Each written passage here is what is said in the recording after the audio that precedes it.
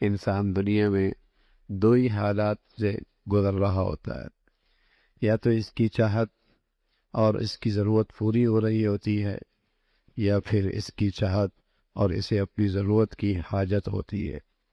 تو جب ضرورت اور چاہت کی حاجت ہو تو اللہ سے مانگنے کی عادت بنائے، اور جب اس کی چاہت اور ضرورت پوری ہو تو شکر کی عادت بنائے۔ شکر اور دعا یہ دونوں چیزیں ایسی ہیں جو اسے نجات دلانے والی۔ ہر حال میں آدمی دو حالات سے گزر رہا ہوتا ہے، یا اس کی چاہت پوری ہو رہی ہوتی ہے، یا اسے اپنی چاہت کی اور حاجت کی ضرورت ہے۔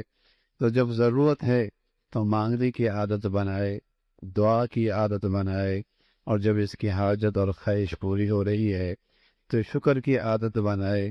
شکر بھی بہت بڑی دولت ہے اور بہت بڑی عبادت ہے، اور دعا بھی بہت بڑی عبادت ہے۔